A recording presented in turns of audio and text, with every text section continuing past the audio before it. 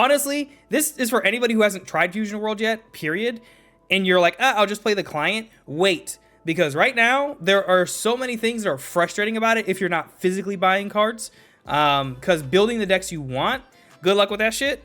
The game basically wants you to either spend money like in game or spend money on like real cards, which is the way I would recommend to go pure. Like if you want to get into it, you're probably better off getting going like full tilt into the physical game, because at least then if something happens you can still have value and sell those cards rather than dumping $30 into the digital client that will basically just disappear. Like, right, you will get no return on your investment whatsoever.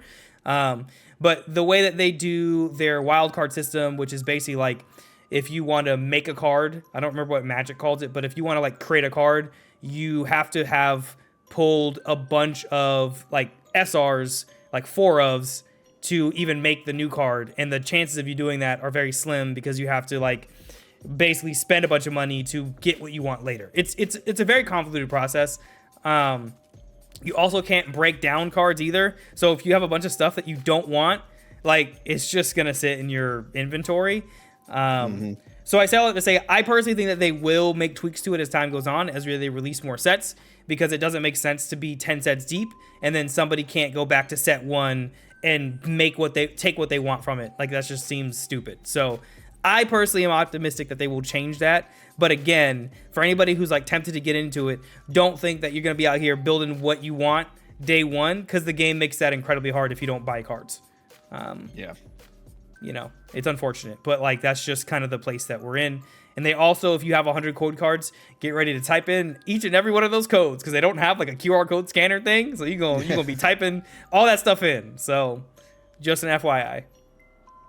That's like one of the only weird things about traditional Dragon Ball or Master System or whatever you call it, is like someone getting their first secret, like their deck just feels like it's missing a key component.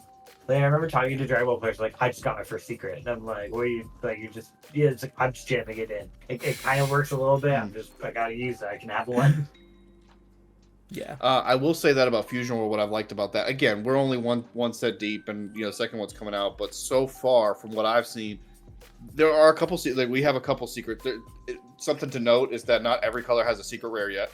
But the ones that are out, I mean, the art's really nice, and the card isn't definitively bad, but it's not one of those cards like in Masters where it's like I have to absolutely, like if I'm playing green, it has to be this SCR or whatever. Like you can look at it and be like, cool, I'll throw it in there if I get it, but if I don't, it's not like I'm missing it. You know what I mean? So it's kind of cool in that sense. What I will say about this is I think this client is basically going through what the Pokemon client went through. Is there's definitive pros and cons to both. I think it's a step in the right direction in the simple fact that they have a client, right? We still haven't gotten one for Masters, and Masters has been out for how long? Digimon still doesn't have an official client. So it's like the fact that they've actually given one to Fusion World is nice. I will say that the positive to me, a positive to it is when you're actually playing it, the imagery and the interactions and the graphics and the gameplay and the like how you select certain actions and all that kind of stuff doesn't seem like very buggy. It doesn't, with a game that has a lot of actions,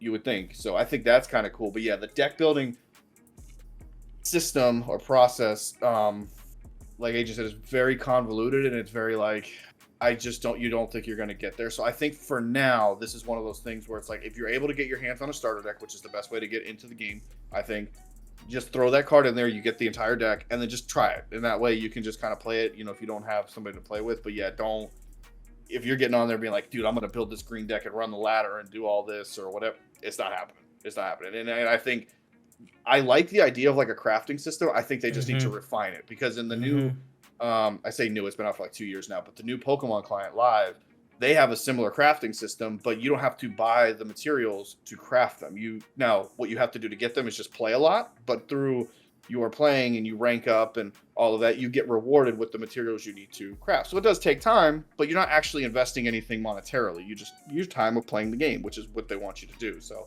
yeah. I think if they kind of shifted to something similar to that, would be another positive. But the client is still so young. Like I said, we're only one set in. I do see them making changes over time, especially after they hear, player feedback. I guess if we're looking for cons, and like that's probably one of the only glaring for any. if I do not want to pay money, I'm dedicating time to playing with a suboptimal deck, what I want to be playing. I could be grinding, I could be grabbing all my dust or whatever it is for like getting extra cards and stuff and playing and winning my free packs and doing my daily. But there is going to be a time commitment of, hey, you're playing suboptimally. Like, you just don't have it. Now, thankfully, people Mhm. matter. Some people aren't going to have it either, but you are going to experience people who have it and are going to pop off. And you better hope that what you built at the end of it was something you wanted to do. You're going to be Yeah. playing it. Yeah, yeah, it's it's cool, and like I think the animations and like all like the presentation makes up for a lot of that stuff. You're just like, God damn, that looks really cool. Like I'm more excited for like when they announce the new leaders to see like, oh man, what are these animations gonna look like for like their supers and like when they awaken, like that sort of stuff. Now I think that means that we're probably gonna get less leaders every format. You're gonna get like 4, which I think is fine. I don't think you need like 8 or 9 like you do in Masters because they have to animate everything. Now, granted, I'm pretty sure that a lot of those are reusing assets from Dragon Ball Heroes and Budokai, but that's neither here nor there. That's totally fine. They've been reusing those assets for decades at this point. I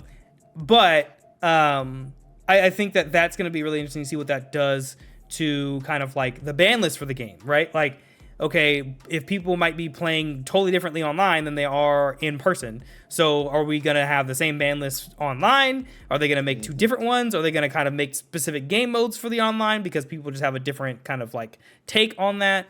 It should just be interesting. And I do think that this is a great test case to bring it back to Bandai as a whole, for Bandai to be like, okay, this is what is working and isn't working, so that when they do Digimons, because I really think the Digimon 1 is on the horizon for a lot of reasons, and when they do Digimon One Piece, whatever, that they're just going to clone like the ideas and just expand upon it, because it doesn't make sense for them not to, honestly. Yeah, just as you're talking about that, I'm kind of like visualizing like what the Digimon one could look like, right? And like your menus and your deck building and all that, like all of those like structures can be very similar. And then when you actually get to the gameplay, when you're talking about animations and all those kind of things, it's like it's pretty obvious. Like you can literally take like animations from the show itself when they digivolve or when they like do their special or whatever.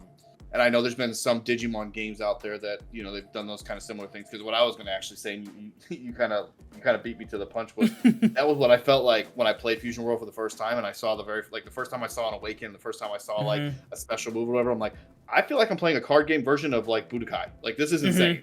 So I think it's really cool that they've kind of meshed like the best of both worlds with those. So I think they're, like you said, they're on the right track in terms of like how they're building these because like TCG Live, like Pokemon, I've already I mean, I hate to say this, but I've uninstalled because I can't play that client. It is so just it's so linear and it's so like vanilla. Like it's just not. There's nothing exciting about it. You know, you take a big knockout on your opponent's Pokemon, it's just like, and then it just goes away. Like there's nothing there. You don't feel accomplished. You know, and there's no, you know. So it's like the only good thing about that is the fact that again, you can play test alone and you can, you know, so that's cool. But if you want to play like a client that gets you excited about the game, I honestly think Fusion World's on the right track. And like you said, if they can translate that to their other properties, it's like they're going to be like light years ahead of everybody else.